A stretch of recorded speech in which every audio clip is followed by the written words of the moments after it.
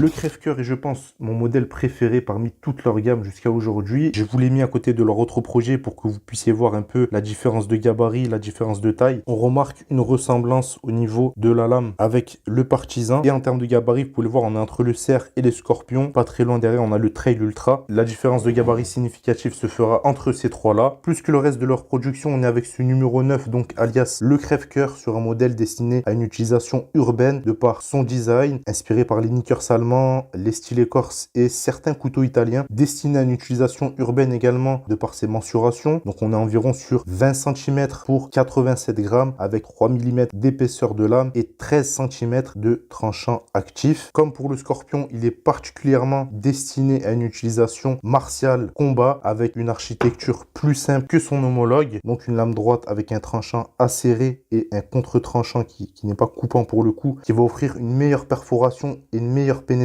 On va avoir une garde ici efficace pour éviter de glisser, que ce soit sur des coups d'estoc ou en reverse en mode poignard. Il faut savoir qu'une bonne garde, c'est un atout essentiel, notamment dans une vision combative, pour vous protéger, également pour des assauts plus efficaces de par une prise plus ergonomique. Le manche vient également améliorer ça ici dans sa forme évasée, permettant une meilleure rétention en retour d'assaut. Parfois la lame peut être un peu bloquée, un peu obstruée. Cette forme nous offre une meilleure prise en main donc pour la désengager. Un long grip qui parcourt le quart de la lame et environ les 3/4 du manche vient aussi améliorer cette rétention qui est de base bien sûr efficace, mais j'ai voulu quand même ajouter un peu de tape de hockey comme vous pouvez le voir afin d'avoir plus de matière dans la main et éviter cet effet glissant que l'on peut avoir sur le manche d'un couteau en fonction de certaines substances. Ça peut être du sang, de la transpiration, ça peut être de la graisse, de l'eau, etc. Un petit détail qui est anodin pour beaucoup mais que j'apprécie beaucoup chez Station Neuf, c'est qu'ils vont pas se forcer à mettre des trous pour passants sur tout leur modèle. Parfois on en retrouve sur certains couteaux et on voit bien que de 1 ça c'est pas utile et de 2 ça casse un peu l'esthétique, la ligne du couteau. Là avec ce crève-cœur on est sur un modèle un peu plus classe avec une allure un peu moins agressive, notamment par rapport au reste de leur gamme. Donc l'absence de passant ça convient parfaitement avec ce type de couteau. On a sinon de belles plaquettes noires en G10 fixées avec de la vis Retorx. Comme avec la plupart des couteaux de chez Station Neuf, on est sur un acier en VG10 qui offre une bonne tenue de coupe dans le temps et qui se reprend facilement de manière à avoir un tranchant rasoir au besoin. On est sur environ 58 de dureté HRC, donc pas cassant pour rien. Honnêtement, ils ont trouvé un bon compromis pour leur acier. Et avec tous les modèles que j'ai testés, j'ai jamais été déçu de ce côté-là. Une finition Dark Stonewash, je vous laisse apprécier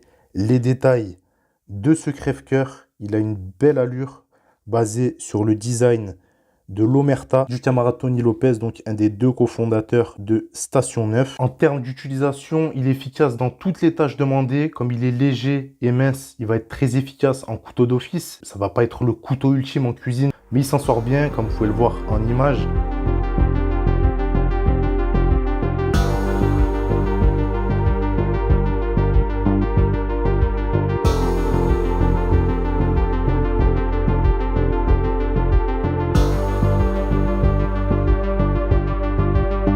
En EDC, pareil, il est très agréable à utiliser, il se manipule bien pour passer d'une tâche à une autre. Par contre, que l'on soit bien clair, c'est pas le couteau qu'on va choisir pour bourriner. Ça veut pas dire qu'il est fragile, loin de là, on a de quoi voir venir, mais c'est pas sa spécificité.